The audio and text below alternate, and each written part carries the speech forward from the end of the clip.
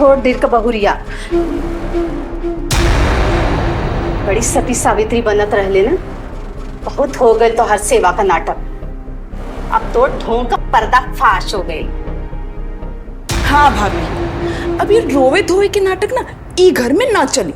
काहे कि अभी अभी भैया अपने हाथ से तोहर पत्ता काट देले बाड़े। और हाँ, कान खोल के सुन ला, कल तोहर भाई आ रहल बा तोरा के विदा करावे खातिर।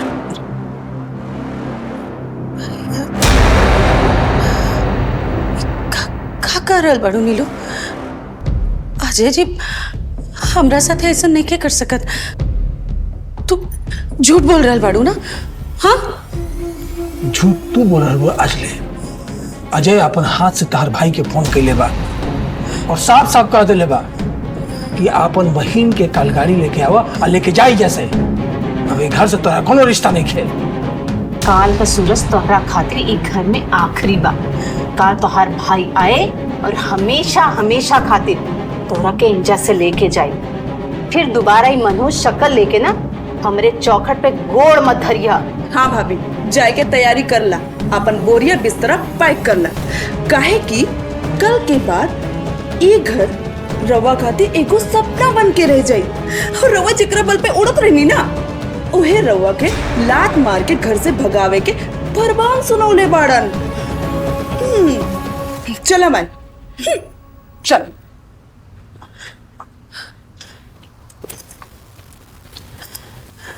बंटी, तू कम हो देखता रे हैं? जेकर पति ओकरा से रिश्ता नहीं रखले, ओकरा से तोरा रिश्ता रखे कोनो जरूरत नहीं है।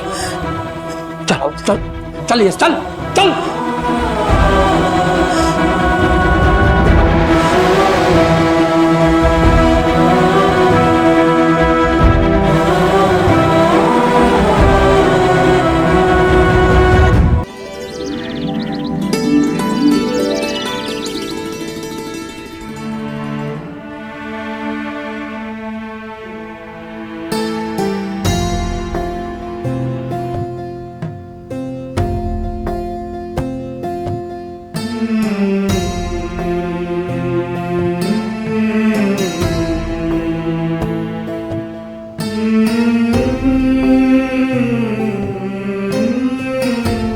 हमार धर्म करम वाली बहुरिया। हाँ, यंजा पूरा घर भूख से मरता और ई महारानी देश भर का ठेका लेके यंजा आसन लगा के बैठल बाड़ी। माई, ई देखा, ई पूजा पाठ ना साफ साफ कम चोरी बा, कम चोरी। भाभी जी, भगवान के भरोसे पेट ना भरेला, रसोई में भी जाए के पड़ेला। ऐसा कोनो बात ना। हम पूजा खत्म हो गई, हम अभी रसोई में जात रहनी। तनी पूजा बाकी रहल। अरे सुबह सुबह काहे चिल्लात रो जाए के भाई?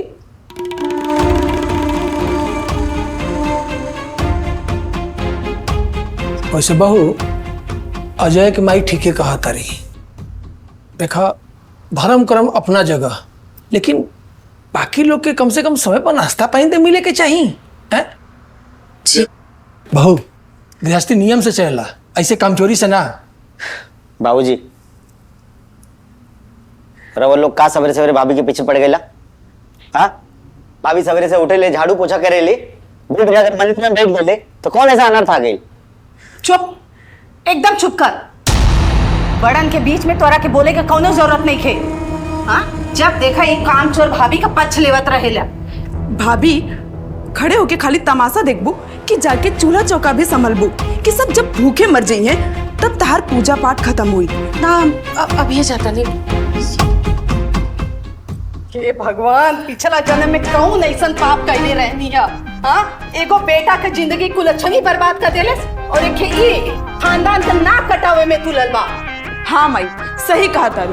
एक अजय भैया जो दिन रात ठेकेदारी पे मेहनत करके पैसा कमा रहा बाड़ा, और ई नवाबजादे घर में बैठ के मुफ्त के रोटी तुरत आ रहे, और ऊपर से कामचोर भाभी के चमचागिरी करत आ रहे। अरे बंटिया, कुछ काम धाम करबे, कैसे यहाँ आवारा की तरह घूमत रहबे?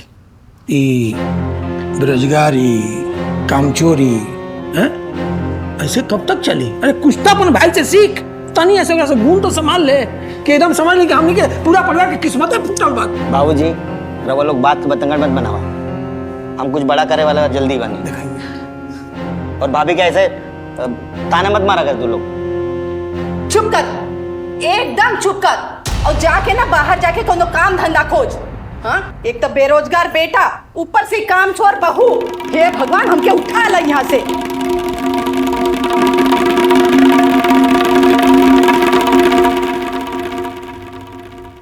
रे बंटिया, बेरोजगारी आवरागिरी ये एकदम पाल ले बड़े हैं। अरे अपन बड़ भाई से सीख, कितना मेहनत करत रहे, कितना खटत रहे, कुछ तो अंश ले। आज ना पाई हो गइल बा हैं कि जिंदगी वैसा ही रहे। हमनी के किस्मत में फुटल बा तोनी के देख के। बाबूजी इतना छोट बात के बतंगड़ मत बनावा। हम जल्दी कुछ बड़ा करे वाले बने। बड़ा करे वाला बने, करके दिखाओ। कैठे में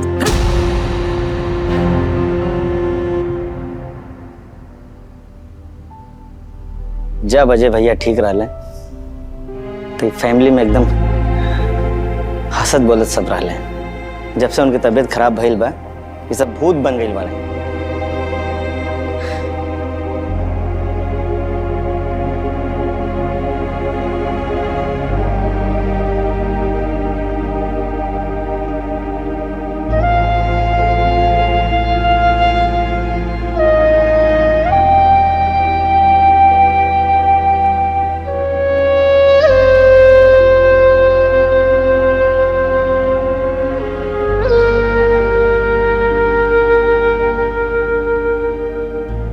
अभी कब तक रहुआ ऐसे घुट घुट के जियत रहा बा? अरे हम कितना दिन से देखा तानी कि घर के लोग राहुल के बात बात पे ताना मारे ले, जुलुम करे ले, मगर रहुआ कुछ ना बोले, चुपचाप सहेली। का कसूर बा भाभी? देवर जी धीरज रखिए। जब खानो परिस्थिति हमनी के हाथ में ना हो खेले ना, तो बस भगवान पे भरोसा रख के धीरज रखे के चाहिए। हमनी के घर पे ये जो दुख के बदरा छाइल बा, हमके पूरा भरोसा बा वो बहुत जल्दी छट जाए और सब केहू के दिल बदल जाए। रहुआ बहुत सीधी बानी। ये दुनिया में जितना सीधा लोग रहेला ना, उतना ही दर्द मिलेला उनके, मगर दर्द के सिवा कुछ ना मिलेला। अच्छा ठीक बा, ये सब बात छोड़ी। आपके भूख लागल हुई ना, हमके पता बा लागल है। चली बाहर जाके सबके बुलाई, हम फटाफट नाश्ता बना के ले आएं। ठीक है।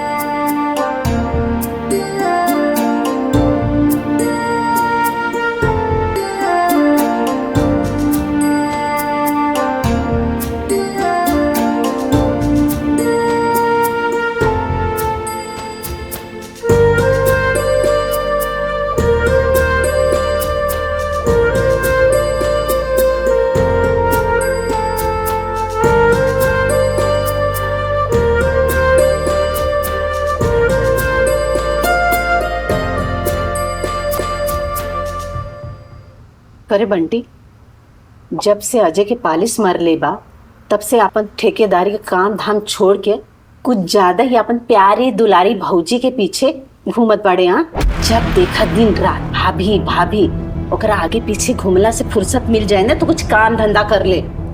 अरे माई, एकरा के कहे डांटत बाड़ो? ई तो निकम्मा भाई परम पूज्य भाभी जी के सेवा में लगल बाड़ा। और आजकल तो अजय भैया से ज्यादा बंटी भैया भाभी के पल्लू पकड़ के घूमत आ रहे। जैसन जय के औकात वैसे ही नो के संगत।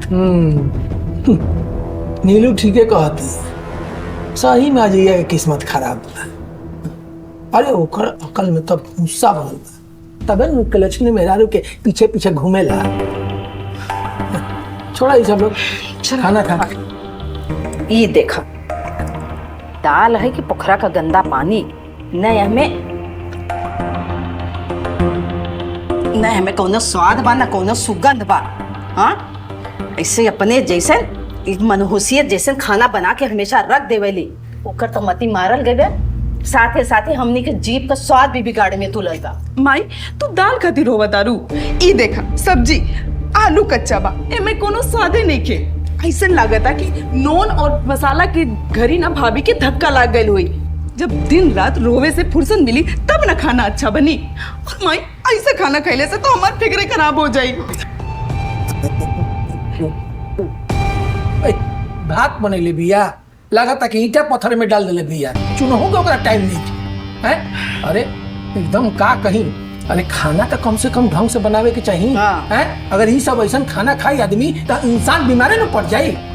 जब से घर में आई बेनु खाली दरिद्रा घुसेगी, जान लो तू लोग। बस करा बाबूजी, माई बस करा, बहुत हो गई तो लोग के। नीलम तू एकदम चुप रहा। अच्छा तो इन लोग के सिर्फ बहाना चाहिए नुकसान निकाले खातिर। अरे भाभी किचन में देखा कितना काम करत बड़ी, देखा नहीं खे का खराबी हुआ खाना में? बंटी ये खाना में का कमी बा? सिर्फ तो इन लोग के ताना मारे के बहाना चाहिए। ताना चुप मारे। कर, तोरा के ज्यादा बोले की बा का? हाँ, हमनी जे कहत बानी सब सही कहत बानी। जब से कुलच्छनी घर में आइल बा ना तो हमारे घरे का सुख चैन सब बर्बाद हो गइल बा। ई घर के साथे साथे हमरे लड़का का भी करम फूट गइल बा, जेकरा पल्लो ऐसे मेहरारू पड़ गई। हाँ माई सही कहा दारू। अजय भैया हीरा जैसा लड़का एकरा से शादी करके ना जिंदगी बर्बाद हो गई। और अजय भैया का तो किस्मतें फूटल रही। और ऐसा औरत ना दुश्मन के भी मन ना मिले के चाहिए, जे पूरा घर बर्बाद करके रख ले भैया।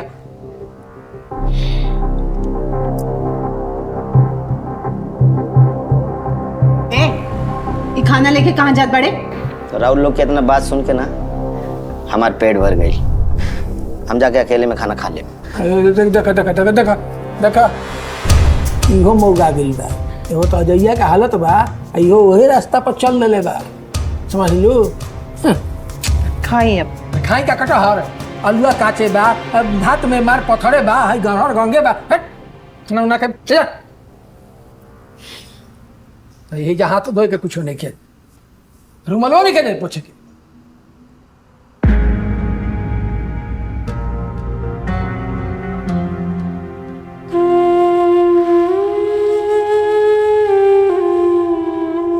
जी खाली खाना बना के ले आई बनी, फटाफट खा ली।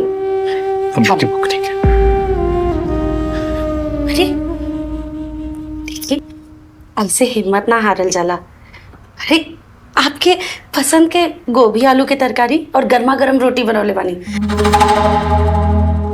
पूरा खाए के पड़ी, कोनो नाटक ना चली आज। रह दा पुनः, अब कब ले तारा भरोसे से तारा, आधा शरीर तो हमार खराब हो गई बा। भगवान हमार जान काहे ना ले ले। जो ना प्रेम के खातिर तू अपना माई बाबूजी भाई से लड़ के हमारा पास आई लो, सब चकना चूर हो गई। हम का कर रहे बानी? हाँ? ऐसा शगुन बात ना बोलल जाला जी। डॉक्टर कहले बाड़े ना, बस तनी सा मेहनत करब तो सब ठीक हो जाई। हाँ देखी, कल हमनी के नया फिजियोथेरेपिस्ट के पास जाए के बना, कोनो नया मशीन लेके आए बड़े, और से एक्सरसाइज करब ठीक हो जाए। आप अपना गोड़ पर खड़ा हो जाए, हमके पूरा यकीन बा। ऐसे हिम्मत मत हारिए आप। बंद करा बोलो, बंद करा अपन झूठा दिलासा। हमरा के ना जाए के बा कोनो डॉक्टर के पास, ना जाए के बा हमरा के, ना जाए के बा। हमरा पे काहे गुस्सा निकाले तनी जी? हम तो बस हम काहे ना दिखाई गुस्सा? बंद करा अपन ही, हमारा पूरा शरीर खराब हो गई बा। हम तारा के कुछ ना दे सकेली, न प्रेम न सहारा। चल जाए जैसे काहे मरल मारो हमरा गले के पास। चल जाए जैसे, हम कतई चल जाओ, अपना मोई के चल जाओ। चल जा, चल जा जैसे, चल जा, चल जा।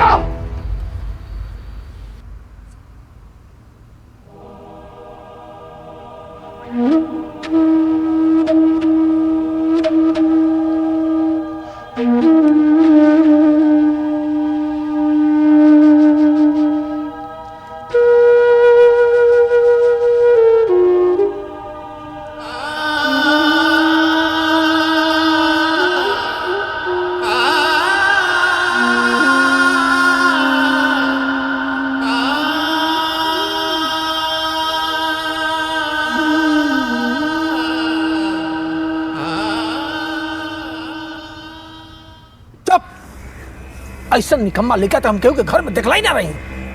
खाली बैठा बैठा मुंह के रोटी ठूसाता। अरे कोनो काम धंधा की चिंता बाकी ना, आगे सोचले का बड़े। बाबूजी भैया जल्दी ठीक हो जाइए, फिर हमने इनकी ठेकेदारी चालू हो जाएगी। अगर ना ठीक भइल तो बाबूजी ऐसा काहे काहे करे लोग। बंटी तोहार बाबूजी सही कहत बाड़े, तू अपाहिज के बारे में ज्यादा मत सोचा। तोहार ऐसे बर्ताव रहे ना तो शादी ब्याह खातिर तोरा के क्यों न पूछी।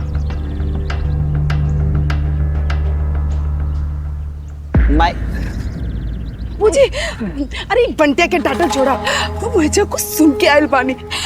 आज तो अनर्थ हो गई, हमने खाते महाकल्याण हो गई। अरे दिन पातर छीतर बात काहे छिटकावट बाड़े, सही सही बताओ कि का देख के आयल बाड़े।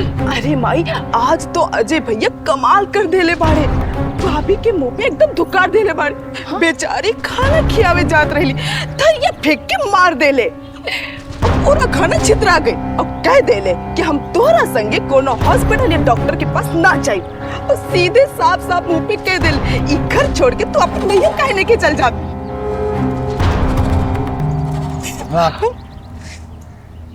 ये तो बड़ा खुशी के बात बा।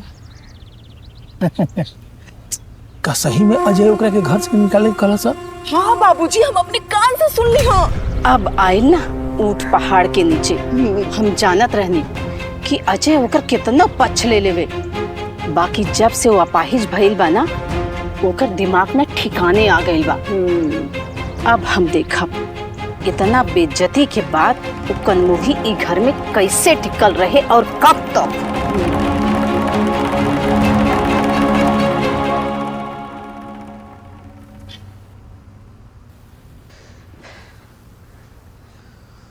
भैया ये का कर देला भैया, जकरा साथे रहुआ जिंदगी भर साथ निभावे के कसम खैले रहनी, आज ओकरे साथे ई ढा देली।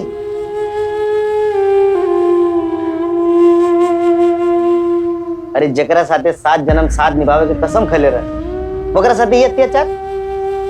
अरे देवी जैसन हमार भाभी जो रहुआ खातिर अपन माई बाबूजी परिवार छोड़ के आइल भैया, कई दिन देखे खातिर रहुआ भाभी के प्रेम करे रहनी। बंटी अपना काम से काम रख, और तू के बड़े बीच में बोले वाला, तू के बड़े पति पत्नी के बीच में बोले वाला, चल जा से जा। बंटी तू ये क्या करता है? क्या ज्ञान देता है तू एक रह के?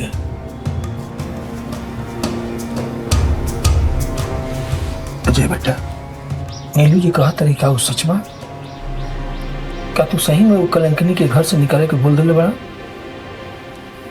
बोलत बेटा हमके तो अपने कान पे विश्वास ही नहीं किए होत। सच बताओ ना, तू ओके ओकर औकात दिखा देला। हमरा के तो लागल आज भी ओकर पक्ष ले, लेकिन बेटा आज तू अपने माई के छाती चौड़ा कर देला। हाँ भैया साफ साफ बता दी, कल से ही करम जली हमरा आँख के सामने दिखाई न देवे के चाहिए। उनका तू सच में ओकरा के नैहर भेजे के मन बना ले बाड़ा ना? हाँ हाँ सच बा, नीलू जोन कहा था नहीं एक एक अक्षर सच बा। हम कह दिले बनी पूनम से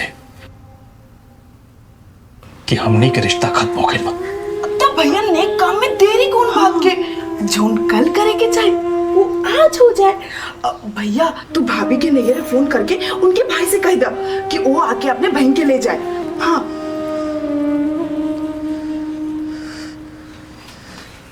उठाओ। अरे करा ना, हम कहाँ बा? देखा एंजल उठाओ।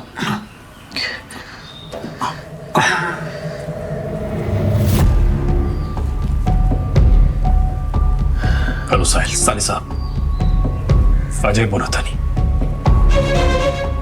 आप कल गाड़ी से आई और अपना बहन पूनम के घर से लेके जाई। हमारा और पूनम के रिश्ता खत्म हो गई बा। हम जोन कहता नहीं साफ साफ सुनी बस।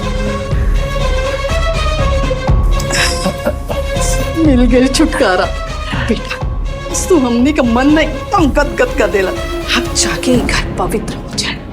देखा ना बाबूजी, हम कहत रही ना कि भैया ओकरा के एक दिन घर से लात मार के भगा दे हैं। अब आई मजा। तुम बेटा आज हमारा बेटा होके के फर्ज निभा देला। तारा के हमनी के कितना समझावत रही जा कि वो अपन प्रेम के जाल में तारा के फंसा के तार मती के भ्रष्ट कर देले रहे। हम तारा से प्रेम ना करते रहे ना, ओकरा तो प्रेम रहे दौलत से, बंगला से प्रेम रहे, समझला। अब ओकर भाई अगर दोबारा आयल ओकरा के एजा से ऐसा खदरल जाई कि दोबारा पलट के देखे ना। तो चली चली खुश खबरें मनाई जाए।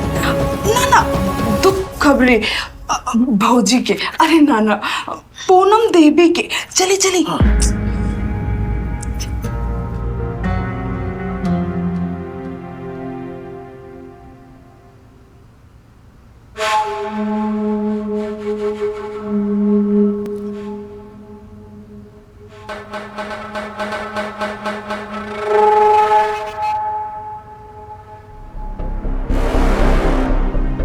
सुन रे थोड़ देर का बहुरिया, बड़ी सती सावित्री बनत रहले ना। बहुत हो गए तो हर सेवा का नाटक, अब तो ढोंग का पर्दा फाश हो गए। हाँ भाभी, अब ये रोवे धोवे के नाटक ना ई घर में ना चली, काहे कि अभी अभी भैया अपने हाथ से तोहर पत्ता काट देले बाड़े। और हाँ, कान खोल के सुन ला, कल तोहर भाई आ रहा बा तोरा के विदा करावे खातिर।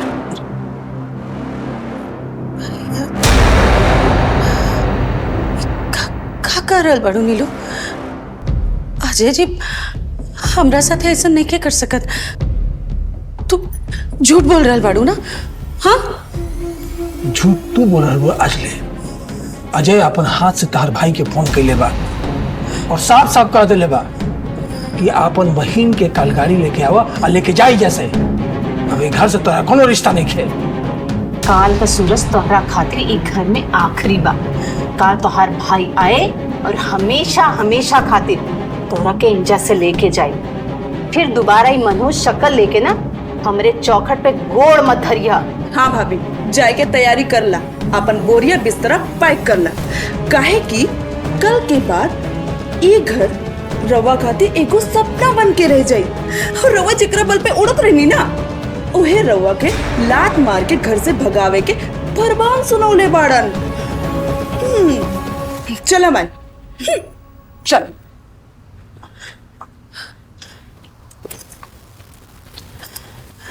पंडित तू कम हो देखता रे हैं? जेकर पति ओकरा से रिश्ता नहीं रखले ओकरा से तोरा रिश्ता रखे कोनो जरूरत नहीं है। चल चल चल चल चल।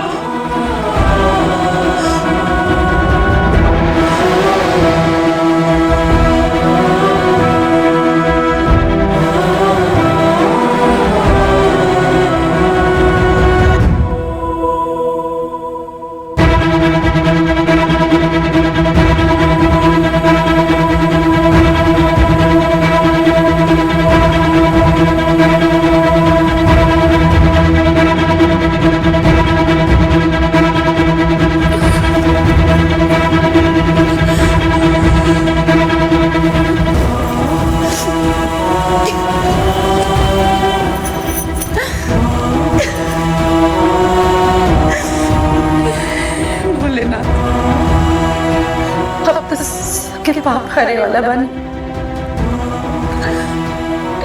जोनी में इतना दुख कहे डाल देनी।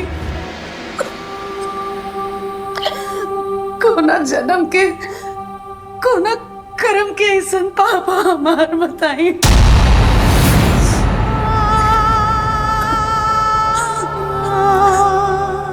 हमार का कसूर है?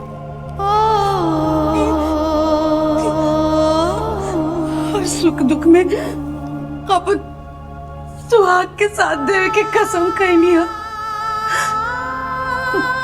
14 दिन से वहाँ के व्हील चेयर पर आई नहीं, और दिन से हमके अपन देह के सुध बुद्धता रहे। हम दिन रात एक कर देनी बस ताकि हमार सुहाग फिर से अपना गोड़ पर खड़ा हो जाए। ये हमार कसूर है। अरे एकरा खातिर हम पूरा दुनिया के इतना ताना सहनी, एक घर के लोग के इतना ताना सहनी, सब सुननी चुपचाप। ये कसूर है हमारा, खाली उनके।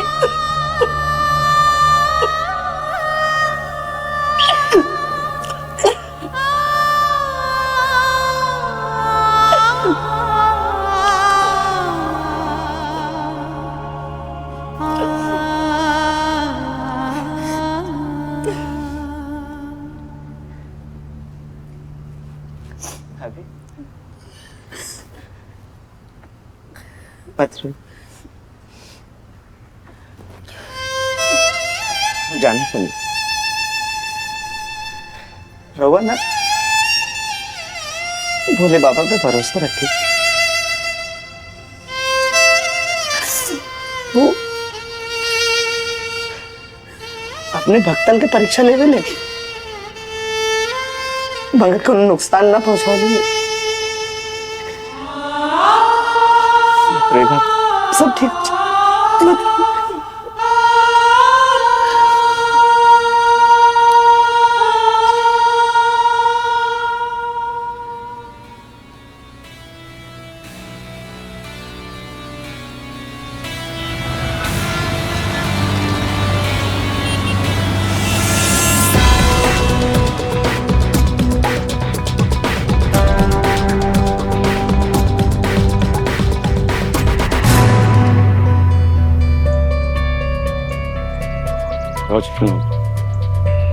आगे लोग तारे इंतजार करते रहे।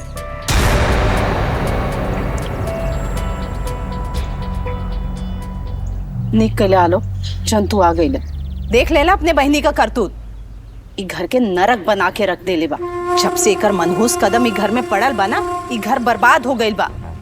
हमार बेटा अपाहिज हो गइल, काम धंधा सब चौपट हो गइल। और वो अपने आप के ना सदी सावित्री समझत रही, लेकिन भीतर ही भीतर ये पूरा घर के ना बर्बाद कर देले बाड़ी। और हमार अपाहिज भाई ओकर सेवा के नाटक से तंग आ गए रहे, यही से ही कड़ा कदम उठौले बाड़न। भैया एक के बारे में बताएं। अब तो हमके जानता नहीं ना, ऐसा कोनो बात ना। वो हमसे थोड़ा नाराज बाड़े, बाकी हम उनके समझाते भैया। नौटंकी बंद कर अपना। इतना अच्छा लड़का देख ले रहनी तोरे खाते, लेकिन क्यों के बात सुन लू तू तोरे ऊपर तो प्यार का भूत सवार रहा।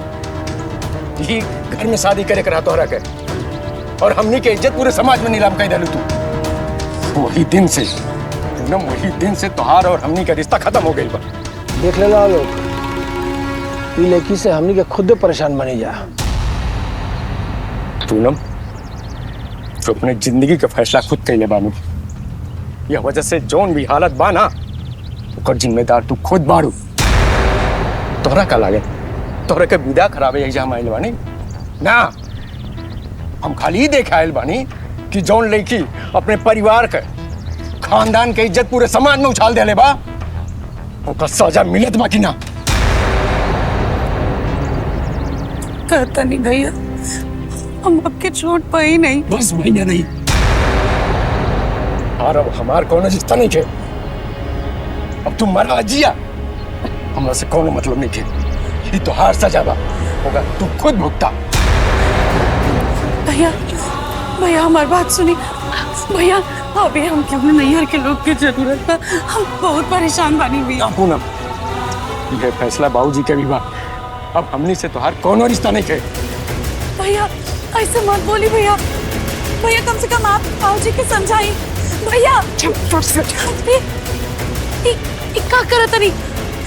दरवाजा खोली, दरवाजा खोली। हम अंदर कैसे आई?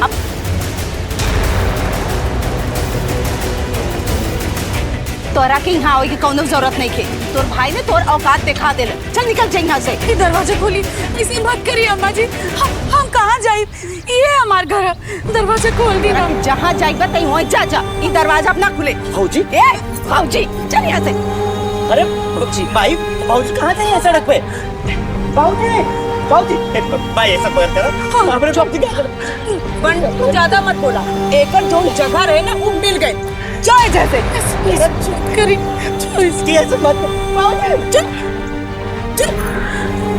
खड़ी करे बाड़ू, जाए जैसे। भौजी का इंतजार है भौजी जान को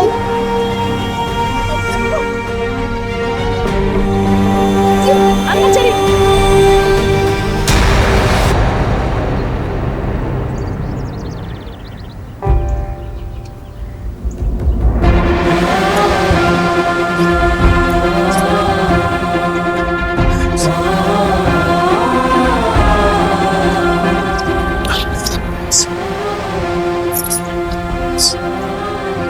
सही काय तणू बहिणी एकर भैया एका ऐके भाई डांट के गई ने इनके खानदान वाले इनके बहन क्यों ना पूछे मायके वाले इनका भगाई दे रहे बैठे बड़ी हाँ कुल भाई। अच्छे नहीं आई हाँ बहनी बड़ी कुलक्षणी बा।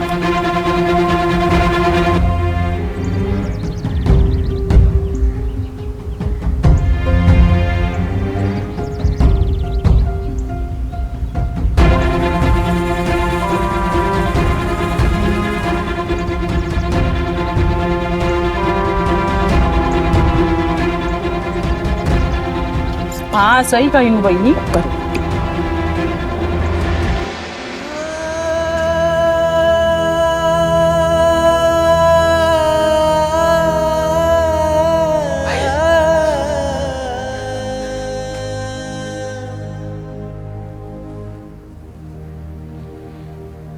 भैया राउर पत्थर हो गए बनी का। अरे वो गली में भाभी के साथ तमाशा होता।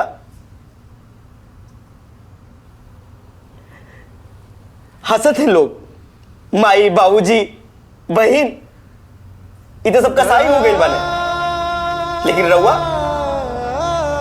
रउआ उनकी बेइज्जती ऐसे कैसे देख रहा बनी भैया कैसे देखा था नहीं। बंटी बंटी हम तारा के कितना बार कली हमारा पूनम के बीच में मत बोल। तू भी छोट बड़े रे दुनियादारी नहीं के समझ। ना भैया ये दुनियादारी ना है जी पत्नी राहुल के सेवा खातिर अपने भाई के लाड फटकार सब सह गई नहीं तो अगर कहीं घर से दिल्ली से बाहर निकाल देना अगर भाभी के साथ कोरान अनहोनी हो गई ना तो रवा के कब वो माफ ना कर पाएगा कब वो ना कर पाएगा। हम तो कहा था ना चलो ना भाभी के अंदर नहीं गए। चुप कर बंटी तो हिम्मत कैसे मिला हमरा के समझो लेके हम कह देनी कि पूनम के संग हमारा रिश्ता खत्म तो खत्म। तारा के ढेर हमदर्दी बना पूनम से तो तू चल जो ऐसा से।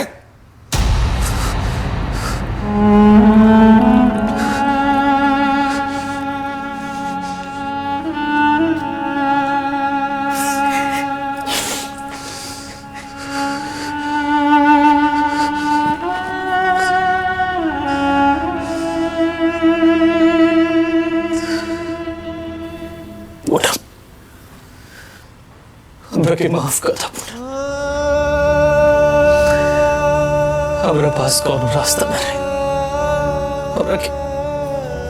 हमरा के माफ कर दा।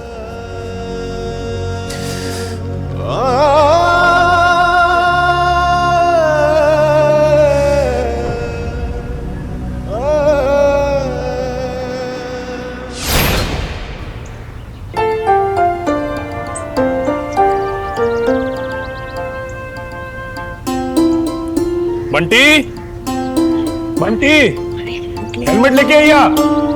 हाँ आ गए नहीं भैया तीन हेलमेट। चला लेके बैठा बाहर लगा है। अच्छा चले।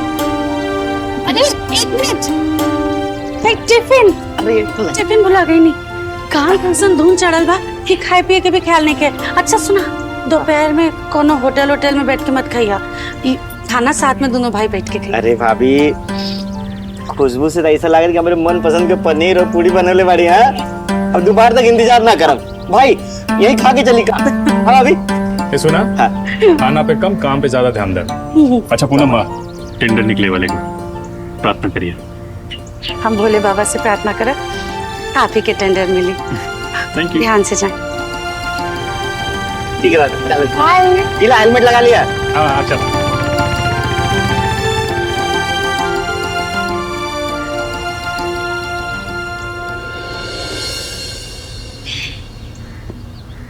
ए जी, हमने के बड़ा किस्मत वाले जा, ऐसन लक्ष्मी जैसन बहू हमने के घरे आई, दिन रात खट खट के हमरा घरे के संभाल ले।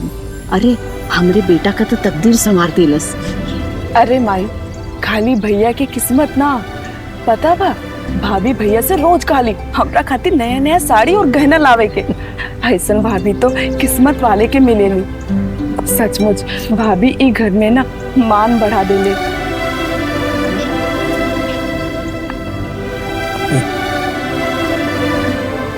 तू लोग एकदम सही कहा तर। जब से पूनम घर में आयल बिया अजय के ठेकेदारी में दिन दुगनी रात चौगनी बढ़त होता। हमार बहू साक्षात अनपूर्णा ही।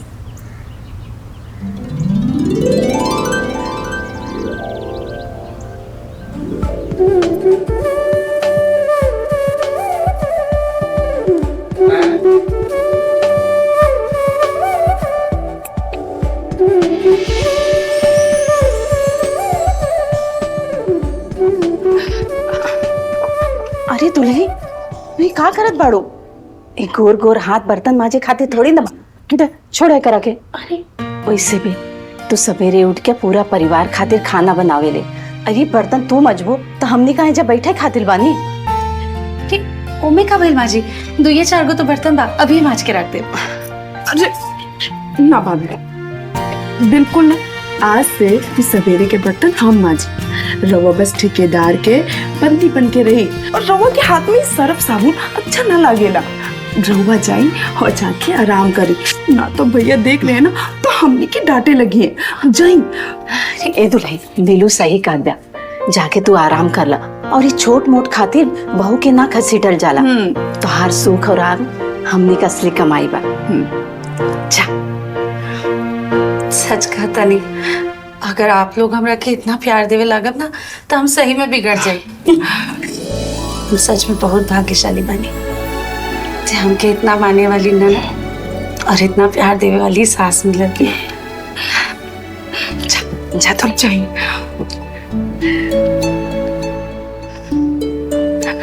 नीलू जल्दी से ते बर्तन मांज। हाँ हाँ अभी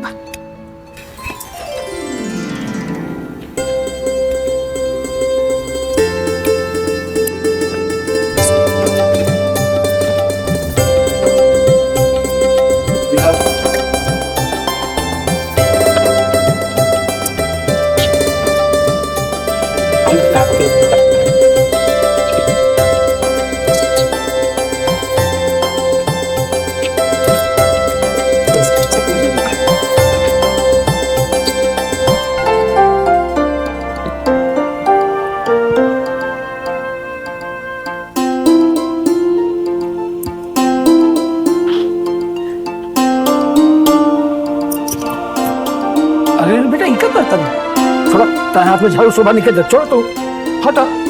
अरे का भइल बाबूजी, हम बस 5 मिनट में पूरा आटा साफ कर देता नहीं। घर के बहू होखला के नाते इतना तो हमारा फर्ज बन। ना बेटा ना, सुना, तू घर के बहू ना बेटी भी बाड़ू। एक सवेरे से उठल बाड़ू, 1 मिनट बैठल नहीं को तू, कभी किचन में तो कभी टिफिन में तो कभी कपड़ा धोता रू है। अरे बेटा सब सफाई तू ही कर लेबू तो हमनी के का बुढ़ा गई बन जा। तू जाके आराम करा, हम सब संभाल लेम। एगो बात बताई,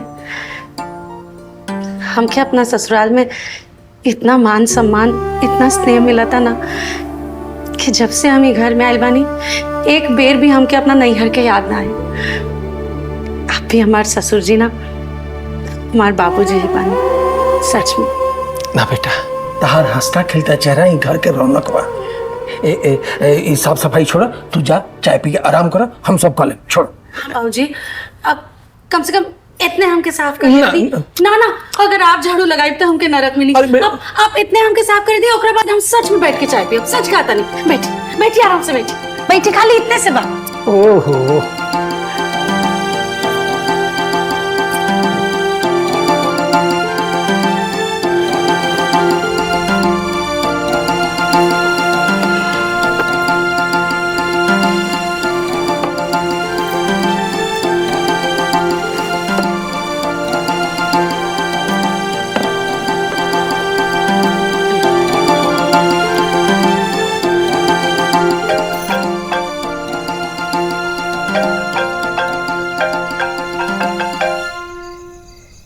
देवर जी के फोन है। हाँ देवर जी। हेलो भाभी। हेलो भाभी, अजय भैया के तबीयत बहुत खराब हो गई बा। क्या हो गई? अरे पैरालिसिस मार देले बा।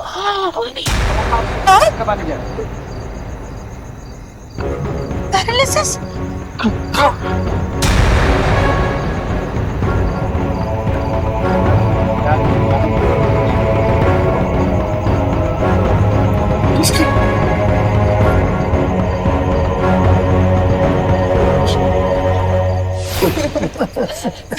खाई ना। हाँ भाई, ले लो, ले मुंह में ठाक। हाँ भाई, आज जाके हमने के घर तक पवित्र हो गई बा। वो कुलच्छनी ओकर भाई ओकरा के इतना दूध कर लेस, इतना दूध कर लेस कि वो जिंदगी भर याद रखे। दो मिठाई खाई। हाँ माई, सही कहा तारू।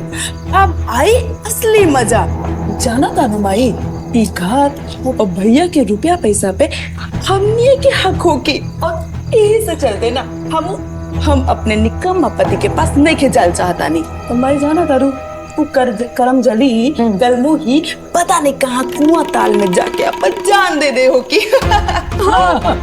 अरे जान तब हम तो पहले ही कहत रहे कि राम कुबेर के चौकट से जो टकराई वो चूर चूर हो जाए। ई पकड़ हमने के लागल सब निकल।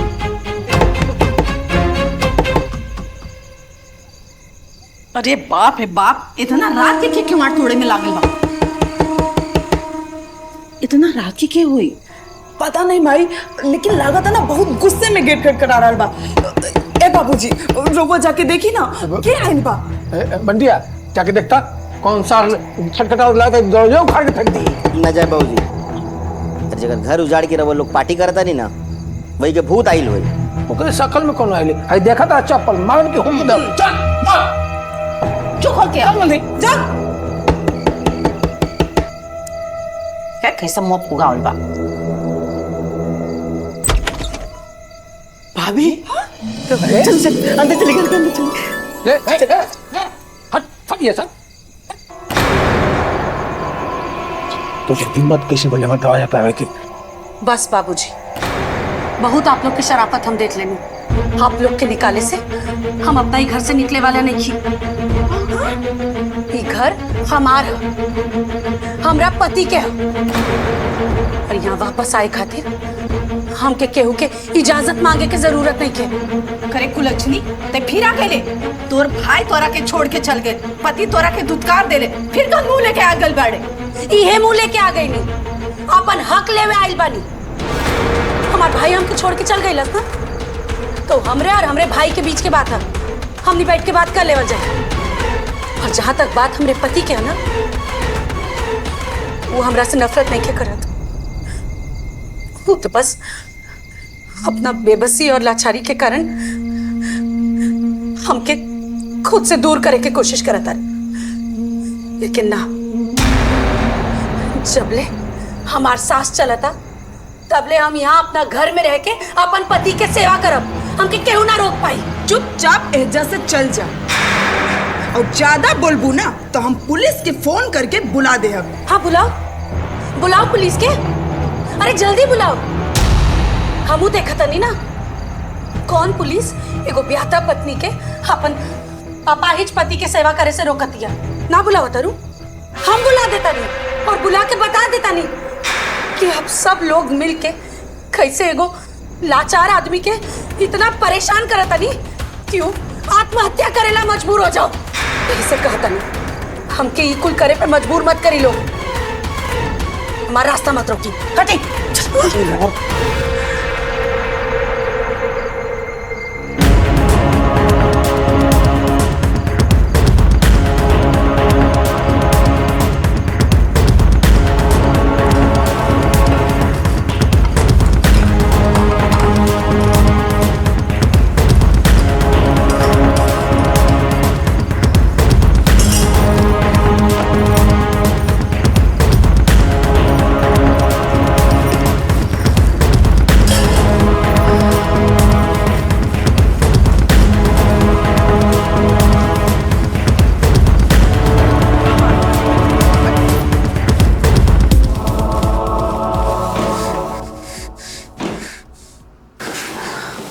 फिर आगे लो।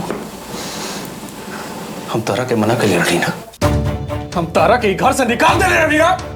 अरे लाश शराब खून के पी गए बोलूंगा, निकल से। चिल्लाई मत, याद नहीं है डॉक्टर आपके चिल्लाए से मना कैले बा। खाना लेके आई बनी, चुपचाप से खाना खा ली। हमके पता बा आपके अभी लेके खाना ना दे लगी। तारा हाथ से खाना ना खाली जा सकेली। हम तारा के ना अपना घर से बेदखल के लिए बनी, निकल जाए से। भूली मत अजय जी, ये सिर्फ आपके ना, हमरो भी घर है। एक घर पे जितना अधिकार आपके बा उतने ही अधिकार हमार भी बा। कानूनी तौर पर ना, धर्म से भी। अरे हम आपके अर्धांगिनी हैं। रिश्ता और कानून ना समझो हमरा के पूनम। तारा के घर से बल्कि अपना दिल से भी बेदखल क्यों के लिए बनी? चल जाए से, चल साहब। अब कोनो भगवान नहीं की जे हमार किस्मत बदल दे। आप ये सब काहे करत हनी? हमके समझ में आ रहल बा आपके लाचारी क्या, लेकिन हमार विश्वास करी, हमने मिलके आपके ठीक करेंगे। अपना पूनम पे विश्वास करी, सब ठीक हो जाएगा। फिर से पहले जैसी बाहर आ जाए, हमार विश्वास करेंगे। खाना खाए, दवाई खाए के टाइम होता, खाई खाई।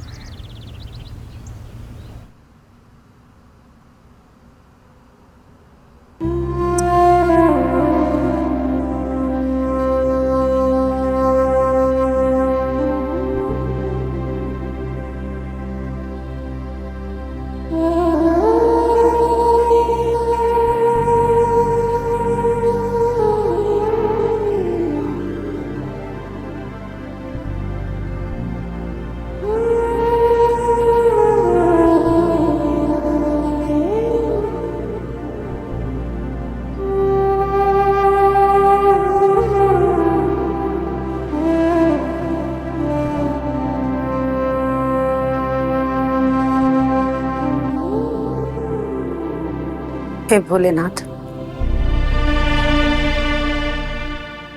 आप ही के भरोसे हमें घर में वापस आइल बनी।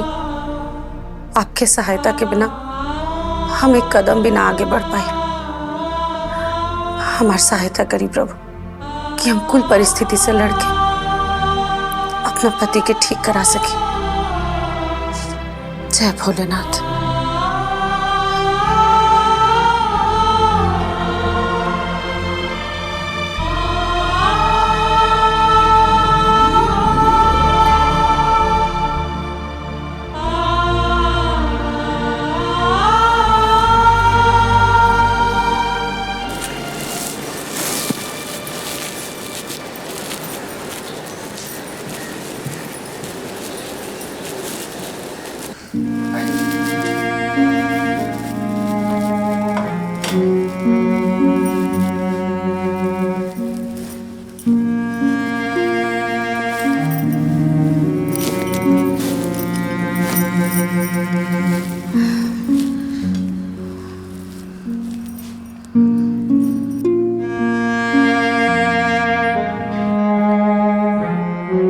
प्रसाद,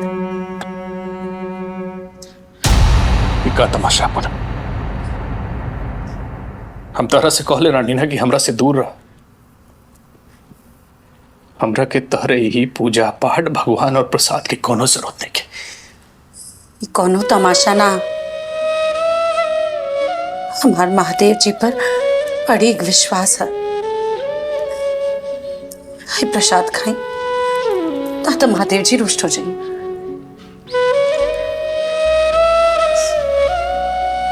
रहल बात आपसे दूर हो के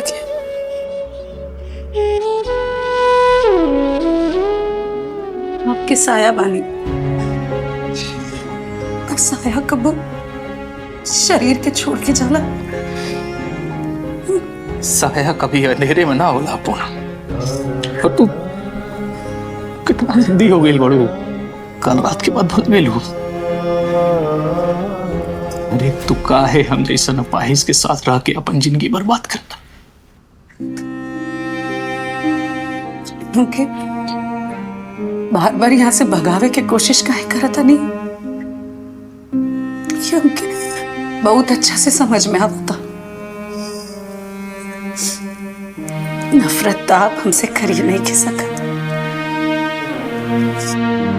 आपकी यह डर बना कि आपके परिवार शायद हमके कोनो नुकसान पहुंचाई। मत डराई, हम संभाल ले। तेरे जाना तारू तो काहे ही नरक में कूद तारू तू। जोन माई हमरा के जन्म दिलस वो बदल गेलस। जोन बाबूजी अपन हाथ के सहारा देके चले सिखौलस वो बदल गेलस। और जोन बहन भी ये हाथ में राखी बंधे रहे ना वो बदल गेलस। हे पूनम हम अपाइज हो गई बनी, हमार जिंदगी बहुत दिन के ना। तू चल जा यहाँ से। अरे सब ठीक हो जाए, भरोसा रखी ना जी। और अगर हम पर भरोसा नहीं के तो कम से कम महादेव जी पर तो भरोसा रखी। हमके पूरा यकीन बा भले आज आप व्हील चेयर पर बानी, पर बहुत जल्द सब कुछ ठीक हो जाए। अब वापस अपना बेड पर खड़ा होकर और सब केहू के मन फिर से बदल जाए। बस आप हार मत मानिए।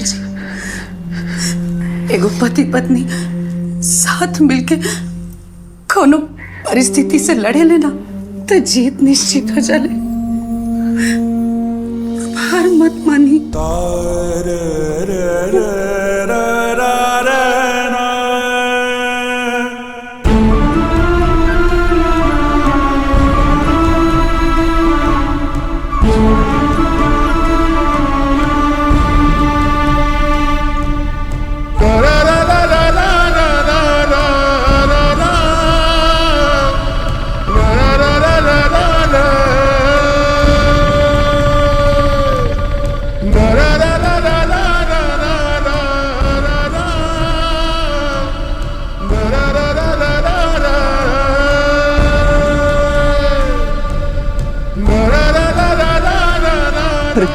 रहद हमरा से ना होगी पूनम। हमके पता कि आपसे हो जाए। आई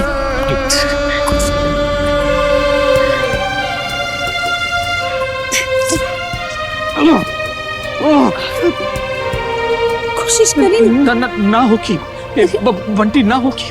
कोशिश करी भैया।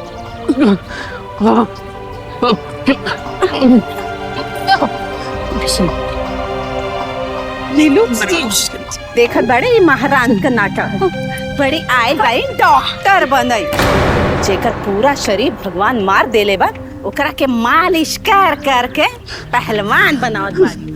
हाँ माई, काट के उम्र कभी ना सकेला का। अब तो भैया जिंदगी भर बैठल खाए वाला बोरा बन गए बाड़े। ई भाभी साहब सोचा तारी कि दोरे लगिए। हमरा से ना होगी, देखा सब तमाशा बनाओ तरन। हमरा के कमरा में ले चला। वैसे अपाहिज वाला जिंदगी ना चाहिए चाहता नहीं। प्लीज कहा था नहीं सब ठीक हो जाए। अब भगवान पर भरोसा रखी। ये लोग के बात का सुना था, ये लोग के तो काम बा कि उनके कटल उंगली होके तो ऊपर नमक छिड़के। आप इतने की बात नहीं सुनी। आप कोशिश करें, हमके यकीन बाकी आपसे हो जाए। हमरा खातिर अब कोशिश करें। आई कोशिश, हमके यकीन बाकी आपसे हो जाए। ए पूनम, ए बहुरानी, ज्यादा सती सावित्री मत बना। अब वैसे भी लंगड़ा घोड़ा पर दाव ना लगाएगी चाहिए। भगवान जरा पर लात मारलन नो कहीं के ना रहल। हम तो कहता नहीं कि जितना जल्दी समझ जेबू नो उतने जल्दी भलाई हुई। वैसे भी है अब कोनो काम के रहल नहीं। बाबूजी ये लंगड़ा घोड़ा ना शेर बाड़ा। अले अभी तनी घायल पड़े, बाकी देखा बहुत जल्दी अपना पैर पे खड़ा होके फिर से दहाड़े लगे। जितना हंसे के बाद हंस ले, कैसे कि एक बेरी ठीक हो जाइए ना तब आप लोग कैसे हंसे के मौका और ना मिले। एक बार और कोशिश करिए, बस एक जगह। अरे ना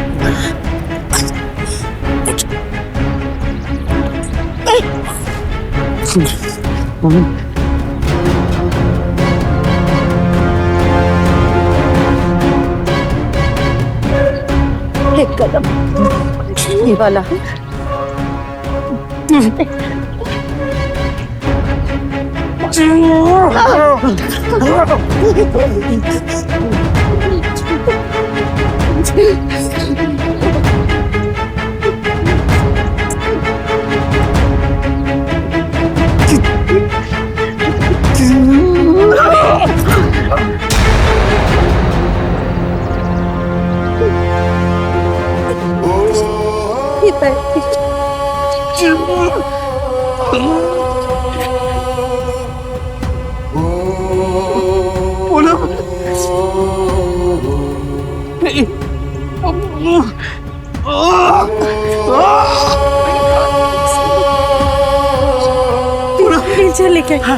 लेके आई देवर जी।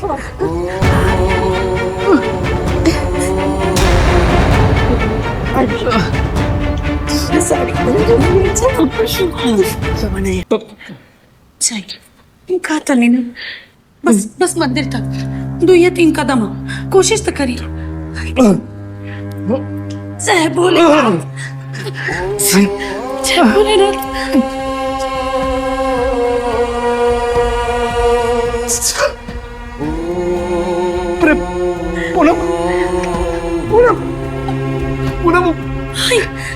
एक 2 कदम आगे बढ़ी।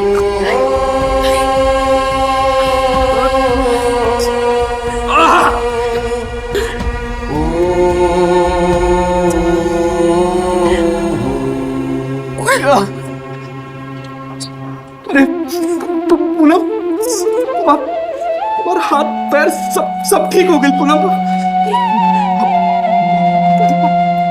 हम चले लग रही पूनम, हाथ पैर ठीक हो गए। कल रनिंग ना कि आप ठीक हो जाए, माता जी की बहुत कृपा। सब तोरा वजह से चमत्कार हो गई। भैया ये कैसे हो गए? डॉक्टर तो तोरा के फेल कर दे ले रहे ना, तू तो खड़ा हो गई ला। सच अपने पैर पे खाड़ हो गई नहीं।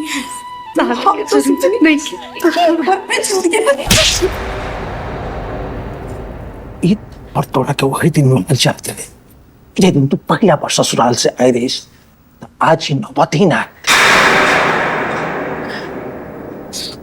नोबेल बाबूजी, बेटा तू तो चले लग रहा, ठीक हो गई बेटा, ठीक हो गई। चल का भेल बाबूजी, माई रउआ लोगन के बोली कैसे बदल गए? का कहत रहनी आप? चीनी के बोरा, काठ के उल्लू, बाबूजी का कहत रहनी? लंगड़ा घोड़ा।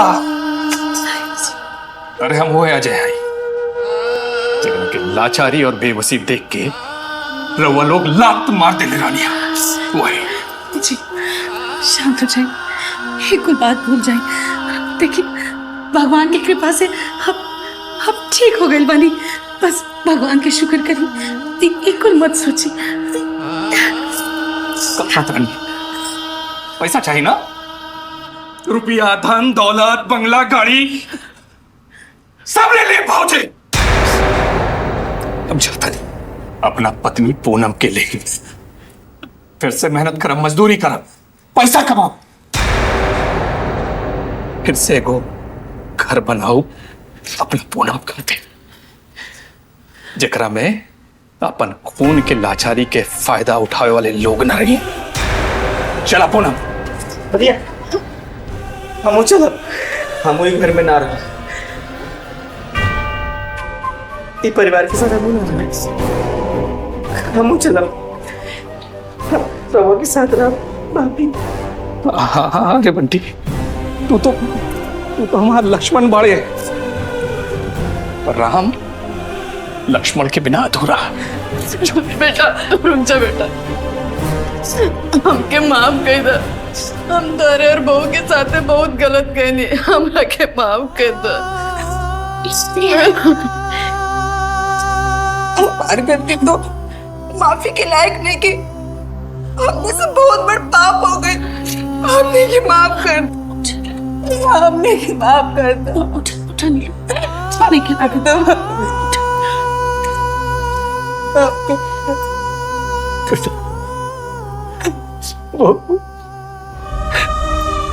हमने के माफ कर दे बेटा, हम अहंकार में पागल हो गए। जब बेटा तो ही घर में ना रही, अरे धन दौलत लेके हम क्या करो हमें धन दौलत लेके। बेटा तेरे से दुख यही बात कर रहे कि तू लोग अपन मर्जी से शादी के लिए ना, हमें मन में कुछ ना रहे बेटा। आज बता दे, एगो बाप माफी मांगा था, माफ कर दे बेटा। रउआ लोग माफी के लायक नहीं के बाबूजी। अरे जौन परिवार लाचारी में अपन खून के साथ छोड़ देवेला, वो परिवार कैसे? चला पूनम। बेटा रुक जा, तेरे साथे जौन कुछ भइल ना, ओकर दोष हम बहू के दे देनी।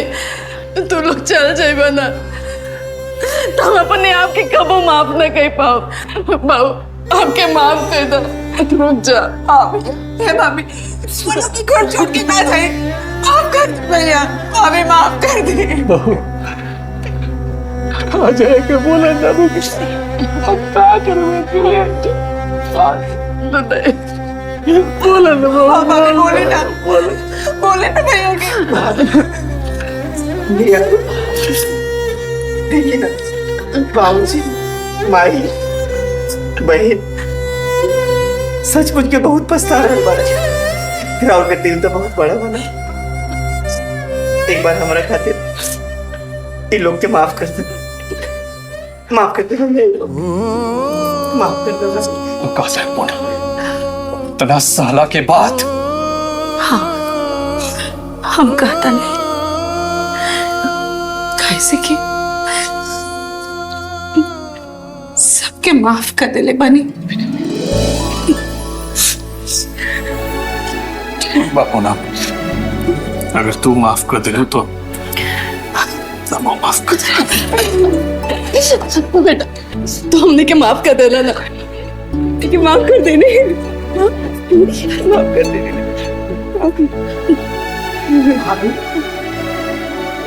सब सही हो गई, मगर रघु के हमरा के एक बात बताई। जब भैया व्हील चेयर पे रहले, पूरा फैमिली रघु के खिलाफ रहा, समाज खिलाफ रहा, तो रघु के अंदर इतना हिम्मत कहाँ से आई? कैसे ही चमत्कार भाई?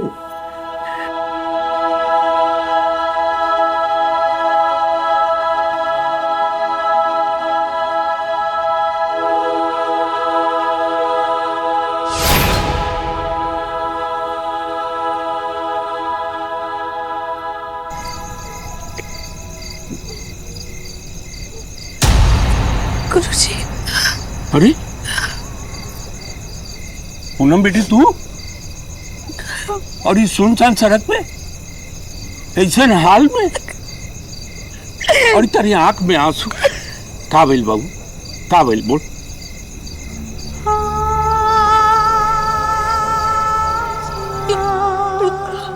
लगी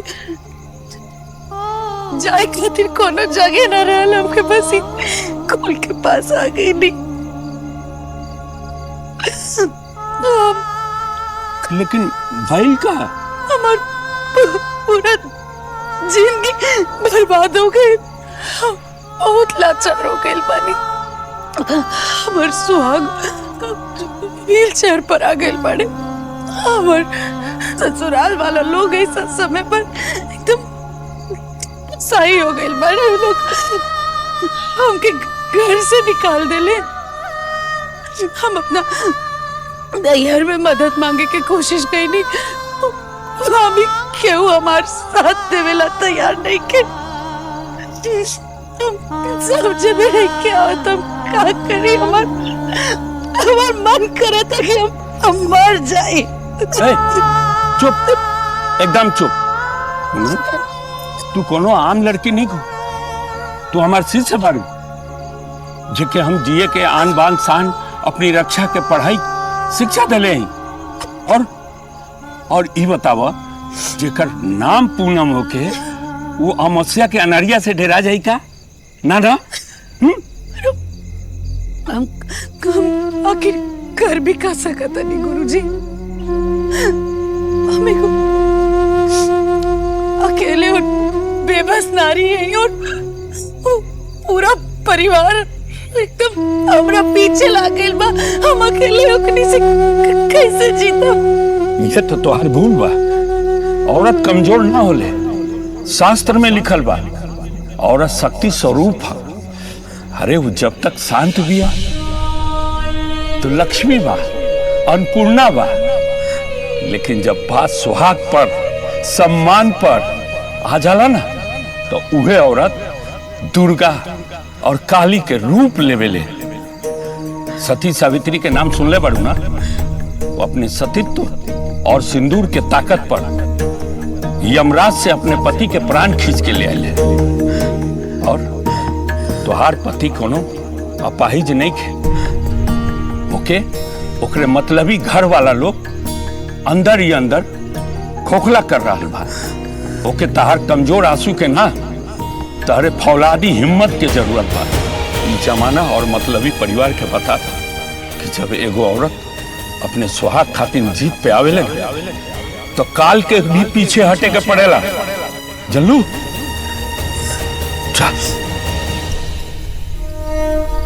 हमारा हाथ खोलते नहीं गुरुजी। हम हार नहीं खी सकत।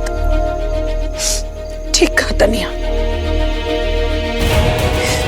भले हमारे पति लाचार बड़े, लेकिन उनकर ब्याहता पत्नी उनकर सेवा करे खातिर अभी जिंदा बाड़ी। अब हम रो, अब ना, अब हम लड़ब। हम वापस अपना घरे जाए और तबले अपना पति के सेवा करब जबले वो ठीक ना हो जाता है। आशीर्वाद दें गुरुजी। विजयी भवा। महादेव इनका रक्षा करिए।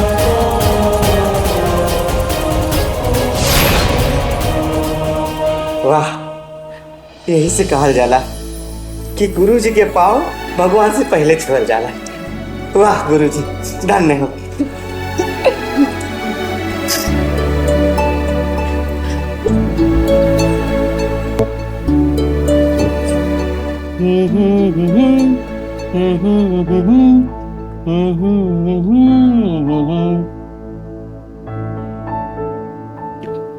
Good morning. Good morning wife जी। नाश्ता तरह के देख लेनी, हमारा पेट भर गई। हमरा के देख के मन भर सकेला, बाकी पेट ना। पेट खातिर तो नाश्ता करे के पड़ी। जल्दी जल्दी खा ली, फिर आपके काम पे भी तो जाए के बा। अरे हाँ यार, एक काम करा, टिफिन में पैक कर दा, हम उस साइड पे खा ले। अरे हम दोपहर के खाना खाते टिफिन पैक कर ले बानी, बाकी अभी नाश्ता तो कर ली। खाई खाई खाई।